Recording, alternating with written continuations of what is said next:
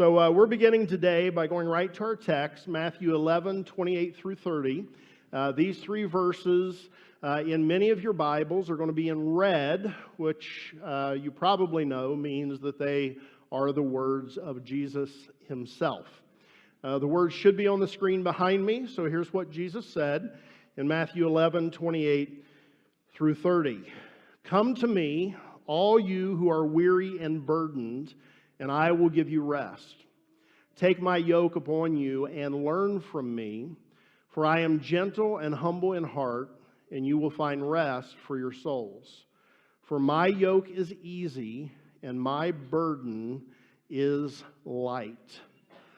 These verses contain a very encouraging truth for everyday life. Jesus gives rest to the weary. Jesus gives rest to the weary. So if you are weary today, I have got good news for you. Jesus has rest for you. You can find the rest that you need in Him. So, to offset the length of last week's sermon, I think that pretty much covers it. So why don't you stand? No, just joking. You knew that would never happen. You knew that would never happen. The word weary means being physically or mentally exhausted by hard work, exertion, strain, stress, or really, anything that can lead us to a place of physical or mental exhaustion. If we were to take a survey of the room today, I'm pretty confident that we would find out that many of us here today are weary.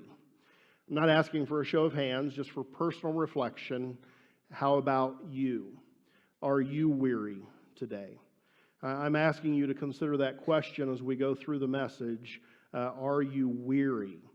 And if you answer yes to that question, then my next question for your personal reflection is, what has you feeling weary? What is it that's caused you to feel this way? Another word that Jesus mentioned in the text that we read is the word burdened. What has you here today feeling burdened? What are you weary from? What are you weighed down from? There are many things in life that lead people to a place of feeling weary and feeling burdened. And I want to go through just a few of those today. Some of them that we might sometimes sort of skip over and not think about so much.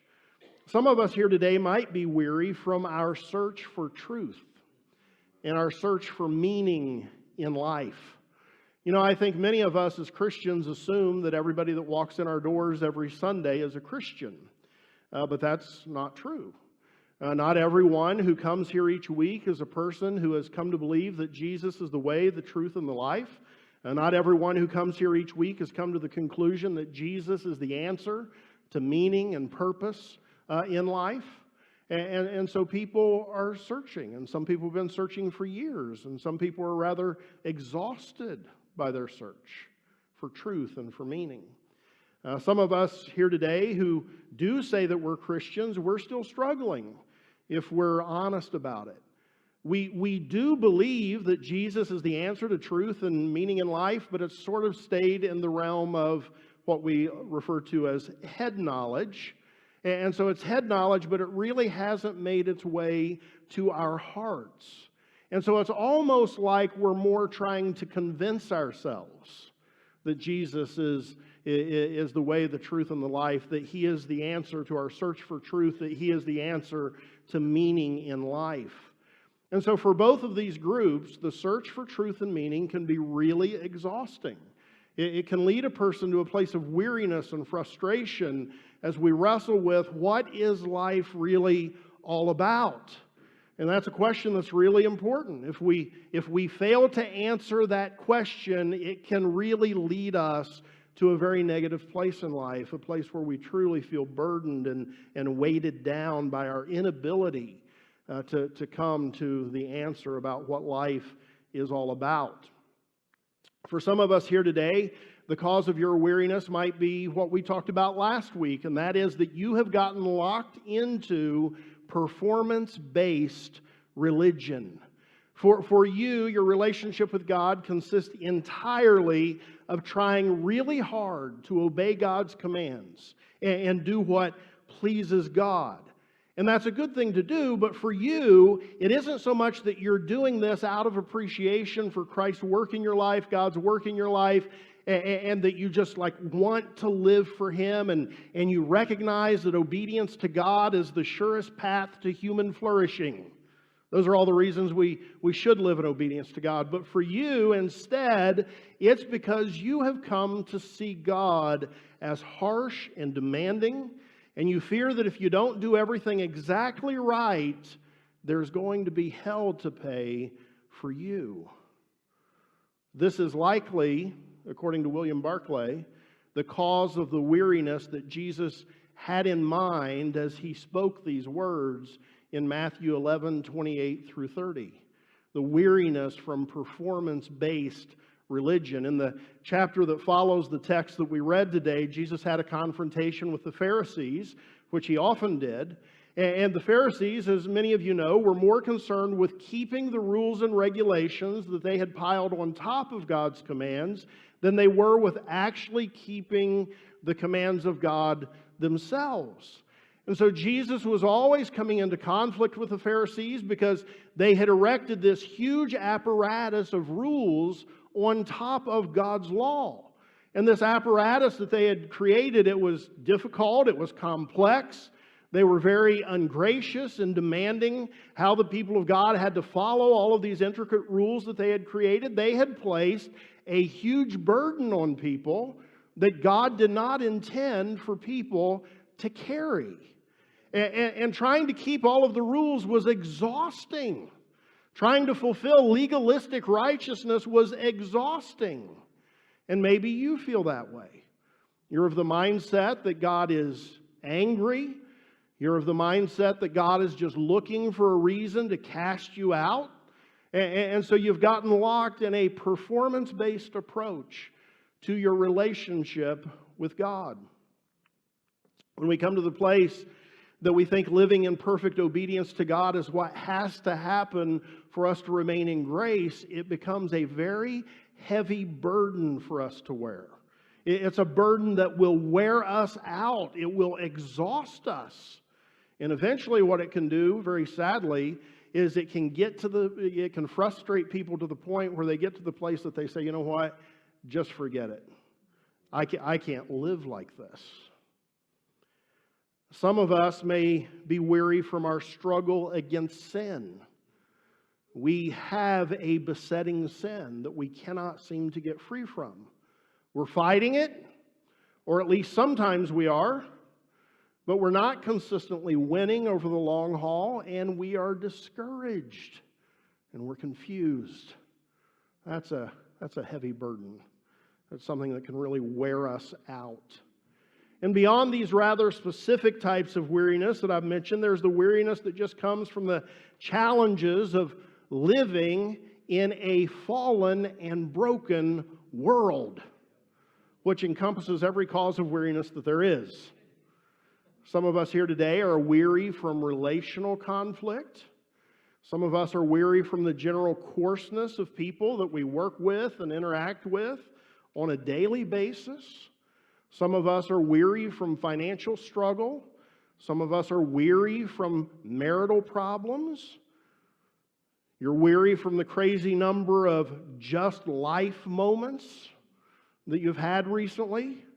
The blown transmission, the flat tire during rush hour, the leaking roof that you can't find where it's coming from, the person who cussed you out because you didn't accelerate through the stop sign quick enough for their liking.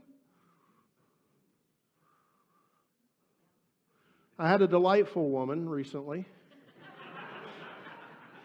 who I was pulling up in front of Watkins Middle School to eventually get to the high school to drop my son off. And like a normal human being, I stopped short of a cross street that people needed to be able to get in and out of. I didn't want to block the crossway. Well, that prevented the precious lady behind me from turning right as quickly as she wanted to. And my goodness, with her child in her car and my child in my car, she pulled up beside me, rolled her window down, and informed me that I was an idiot with a very colorful word in front of the word idiot. I'll leave it to your imagination to figure out.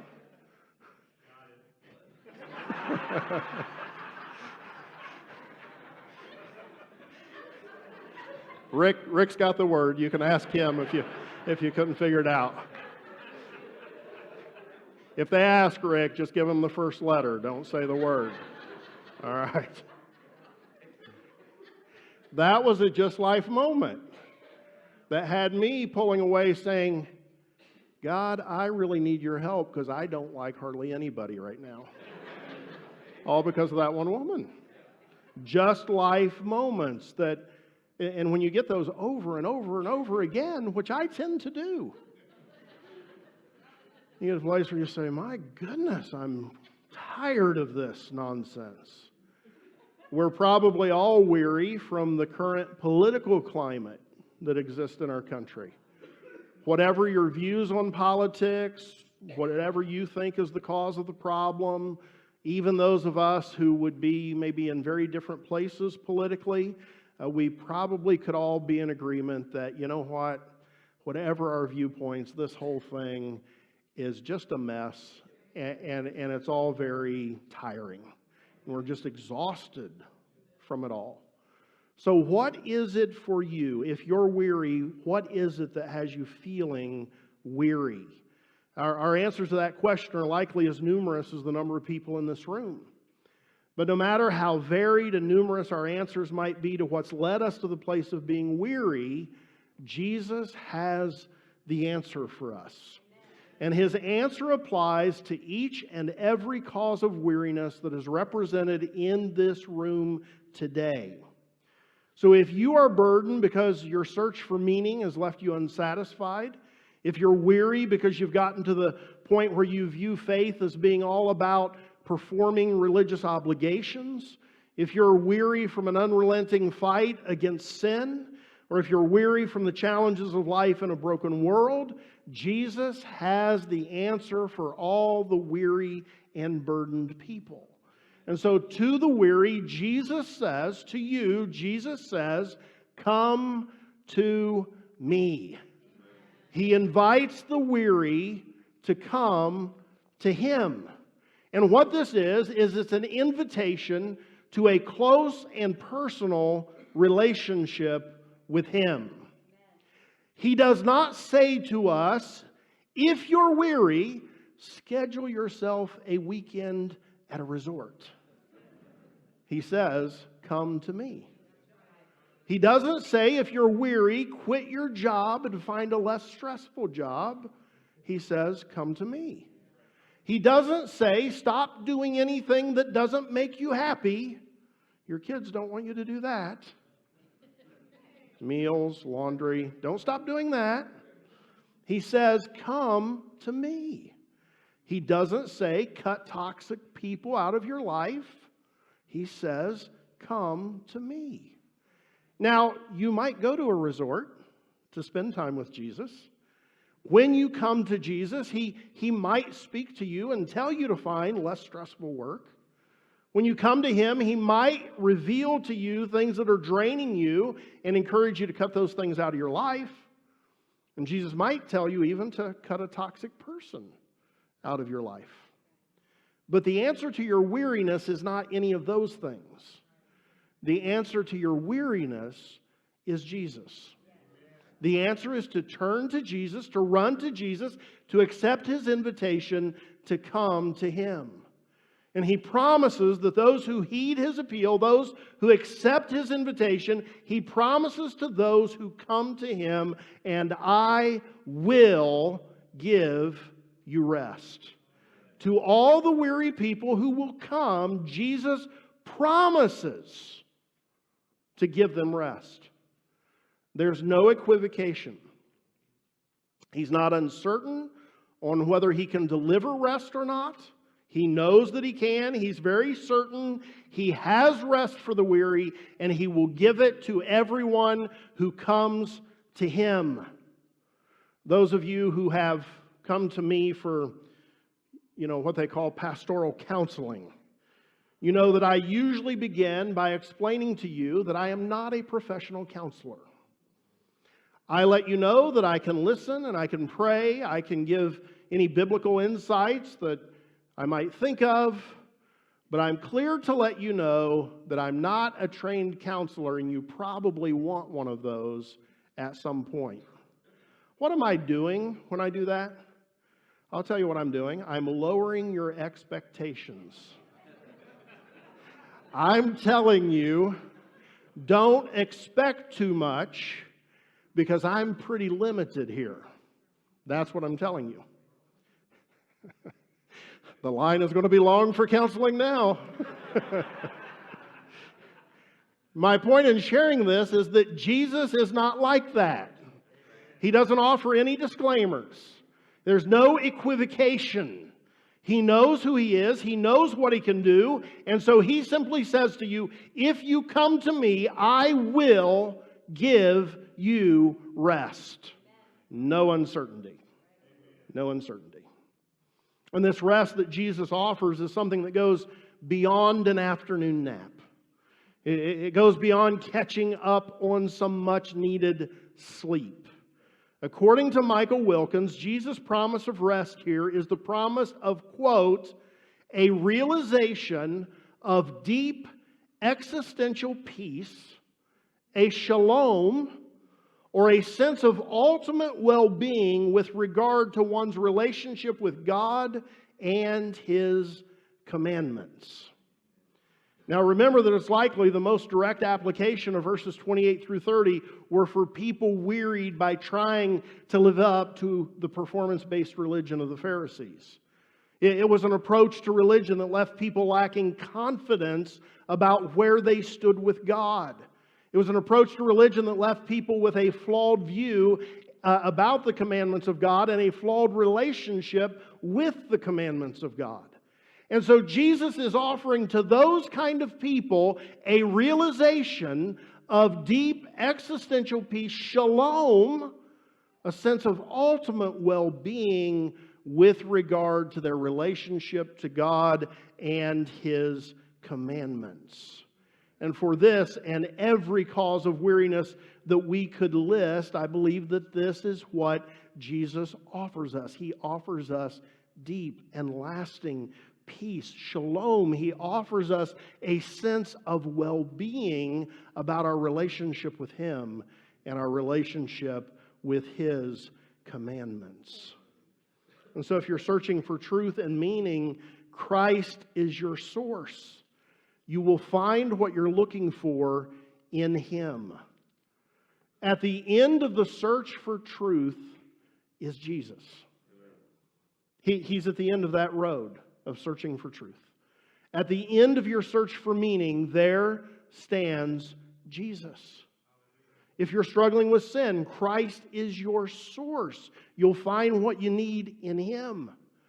And if life is beating you up right now, Christ is your source of peace. He is your source of shalom. He is your source of a sense of well-being, even in the midst of all of the chaos of life.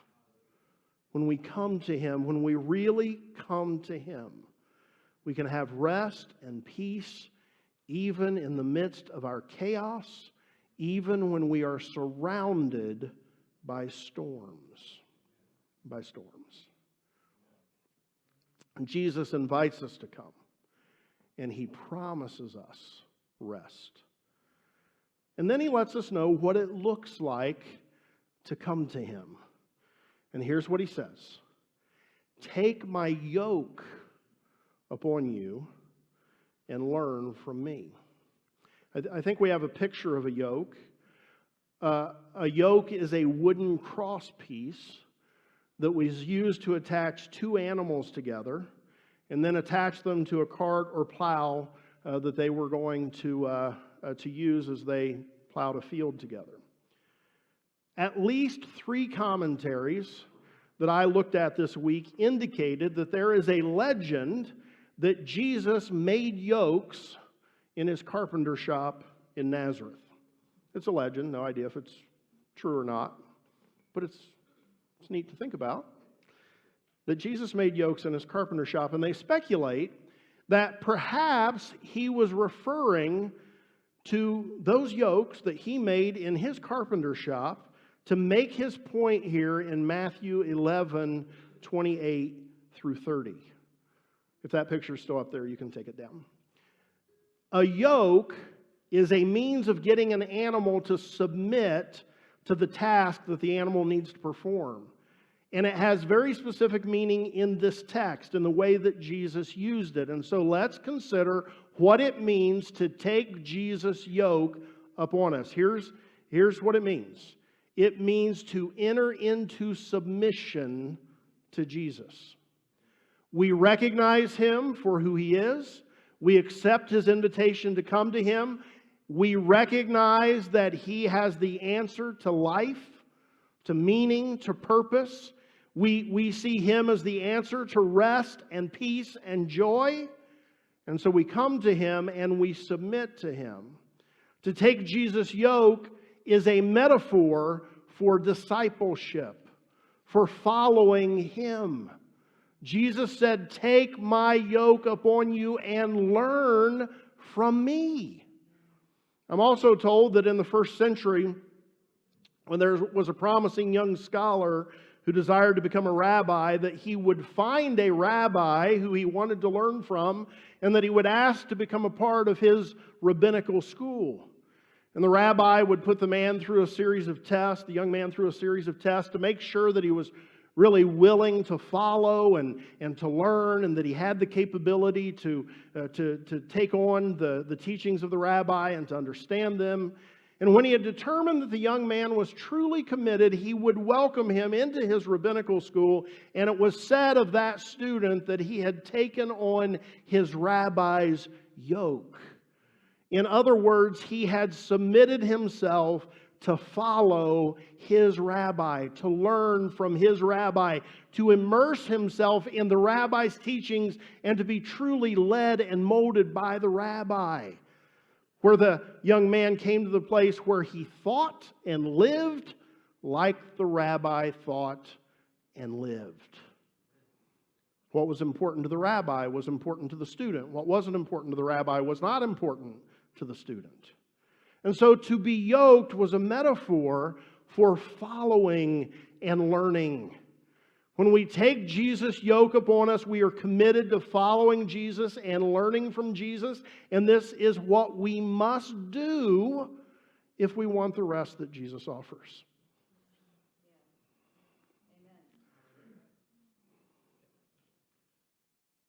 So often, we express frustration because it feels like we're not living in the promises of God. It feels like we're not experiencing them. And so we cry out to God, "God, what's the deal? Got these promises. Not seeing it. Not seeing the promises. Read about them. Not seeing them." This is sort of the attitude that we adopt. And yet, if we could be honest with ourselves, we would have to admit that even though we said we submitted to him, we didn't really. Even though we said we'd follow and learn, we aren't really. Jesus says to us, "I'll give you rest, and the way you're going to be able to experience my promise is if you take my yoke. You've got to follow me. You've got to learn from me. What I care about is what you've got to care about. If you want rest, what I don't care about, you shouldn't care about. If you want rest, I've got rest for you, and you've got to learn from me in order to live in the reality of the rest that I have for you." Finding rest is entirely a matter of whether or not we will take the yoke of Jesus upon ourselves, truly follow him, and learn from him. But so many of us give half-hearted devotion to Jesus. And then we wonder, why am I not experiencing the promises of God? Like the young scholar joining the rabbinical school, we've got to be all in with Jesus if we want to live in the reality of His promises. Here's the truth, friends. We're all wearing a yoke of some kind. There are all kinds of yokes. We're all yoked to someone or something. It's just that many of us are yoked to things and people that cannot give us what we need. They can't give us rest. They can't give us peace. They can't give us joy. Here are just a couple of yokes that you find talked about in the Bible. I think there are more, but here are two of them. The Bible speaks of the yoke of the law, which describes the burden that was placed on people to keep the rules and regulations that the religious leaders piled on top of God's law. The Bible also talks about a different type of yoke. When God's people were conquered militarily and carried off into captivity, they were often said to be under the yoke of oppression. And we all take yokes upon ourselves. And everything that has led to the place of being weary and burdened has been a yoke. It's a yoke. It's just an ill-fitting yoke. It's an ill-fitting yoke. It's a yoke that you're not supposed to be wearing. The search for truth and meaning that has left you empty-handed is a heavy, ill-fitting yoke. You know why? Because you weren't meant to be confused about truth and meaning. And when you are, it is an ill-fitting yoke that you wear. Your burden is heavy because you weren't meant to wear that yoke. Legalistic religion is a heavy and ill-fitting yoke because you weren't meant to wear it. So you're weary and burdened because you're tied to something and you're burdened down by something that wasn't yours to be tied to. It wasn't yours to carry. The sin that you can't break free from is an ill-fitting yoke. You were not meant to be tied to that thing. And even all of the difficulties of life in a broken and fallen world are ill-fitting yokes that you were not intended to be tied to, burdens that you were not intended to carry. And the answer is to take Christ's yoke and to learn from Him. So I want you to imagine yourself coming to Jesus, accepting His invitation to come. I want you to imagine as you approach Him, He asks you, are you willing to take my yoke upon yourself? I want you to imagine saying to Him, yes, Jesus, I am willing. And so He steps toward you and He says, if you're going to wear my yoke, I'm going to have to get that other yoke that you're wearing off of you. And so He lifts off the yoke that you've been wearing, whatever it is, and then He places His yoke on you. And as He does, He speaks these words to you. You're going to find rest for your soul because my yoke is easy and my burden is light. That's exactly what He said in the text. His burden is easy, His yoke is light.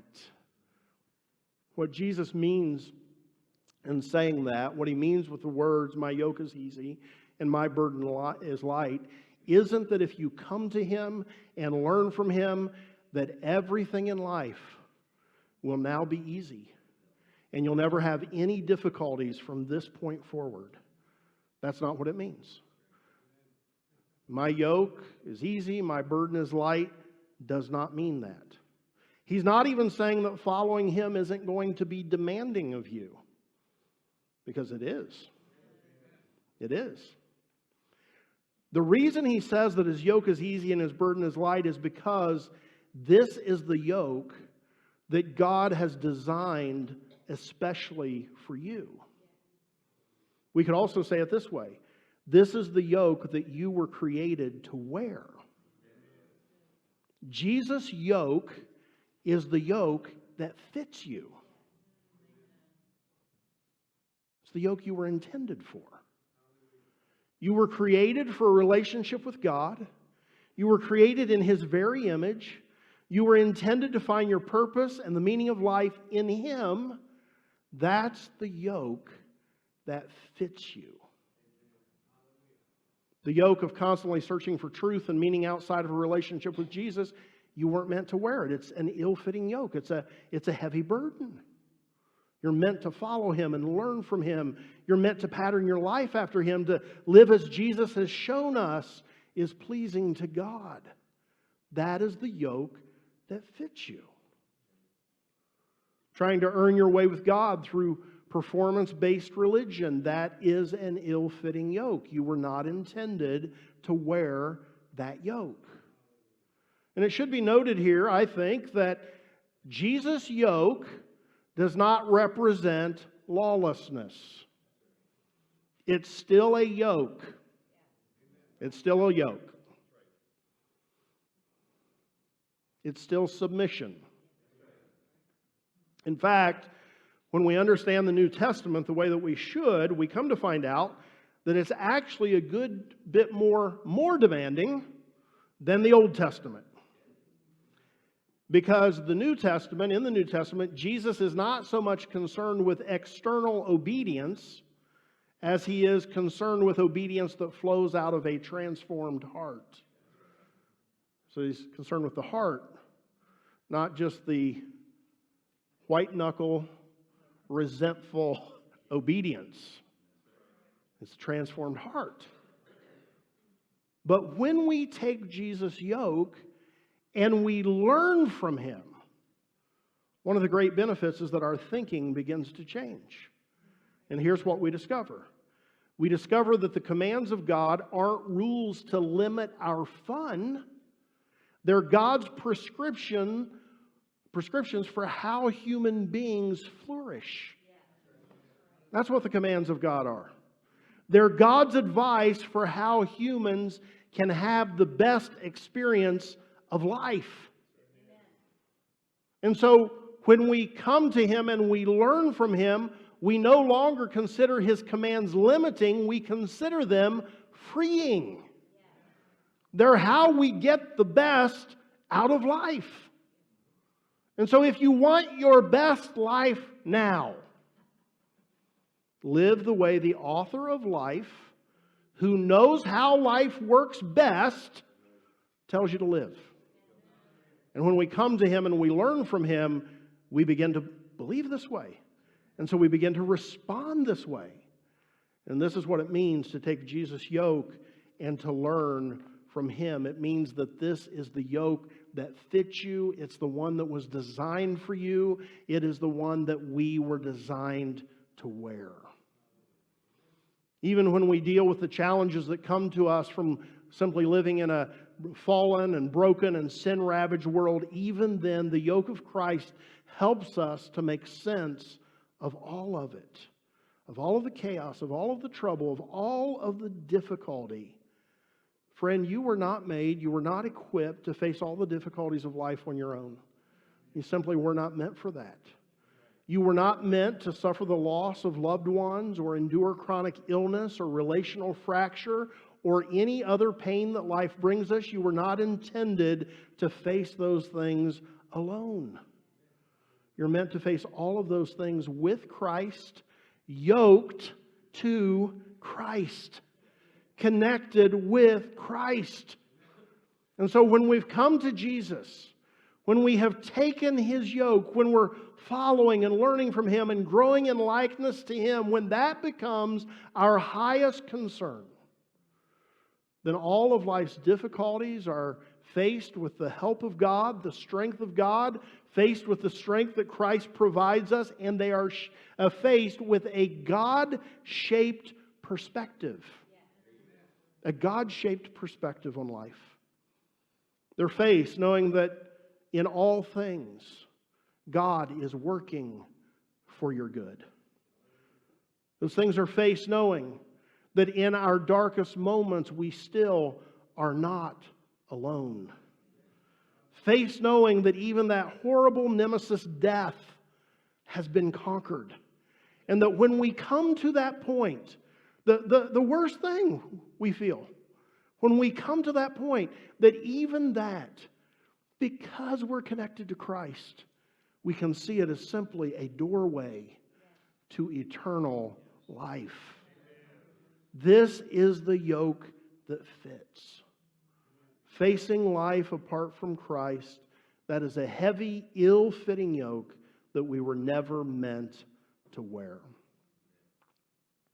Part of the legend that Jesus made yokes in his carpenter shop includes, this came from William Barclay, that over the door of his shop was a sign that read, "My yokes fit well." My yokes fit well. It's true. Christ's yoke does fit us well. It was made for us. We were made to wear it. The key to finding rest from what burdens you is to take Jesus' yoke, not to fight against it, not to struggle against it. It is what you were made for. So allow Jesus to place his yoke upon you. You say, "I'm really weary. The burdens of life have really gotten to me. I am in desperate need of rest." Paraphrasing Matthew 11:28-30, I believe Jesus says to you today, the way you're going to find rest for all that has caused you to be weary is to have a life-giving relationship with me. There is no way around it. We cannot find rest apart from Christ. It is only in him that we can find the rest that we need. To experience the rest he offers, we first have to come. We have to come to him. We can't be looking for rest in places where it cannot be found. We have to come to Christ because that's where rest is. We have to take his yoke. We have to submit our lives to him. We have to truly become his disciples. We have to follow him and learn from him. Here's the deal, friend. All of us fail to live in this reality pretty often. I fail to live in this reality. I'm preaching to myself as much as anyone here. We will never have the rest we need if we are not active followers of Jesus. If we're not actively learning and growing in him. Listen to this. Disciples in name only will never experience the rest that Christ offers. It's an impossibility. Disciples in name only will never experience the rest that Christ offers. But if we will come to him, if we will submit to him, if we'll learn from him, we will receive the rest that he offers us. A life-giving relationship with Jesus is what we were meant for. It is a well-fitting yoke. It makes sense of everything in life. It gives us a godly perspective on life, and it enables us to rest from all that conspires to make us weary. And so if you're here today, tired, burdened, and weary, Jesus is your answer. I appeal to you today to come to him. Matthew 11:28-30 provides us with another fridge-worthy truth. The answer to my weariness is Jesus. Jesus is my source of rest. I did a little test this week to try to keep the fridge as part of our series. So I discovered, at least with this fridge, probably with yours, that you can write on it with a dry erase marker, and then you can eventually get it off. So if you want your encouraging truth to stand out more than the black letters on the white paper, you can actually use one of these. And you can write on your fridge, real big, so you see it every day, Jesus is my source of rest. Matthew 11:28-30. I am not responsible if that does not work on your refrigerator. Test it on an inconspicuous corner. Let's stand. I'm going to ask the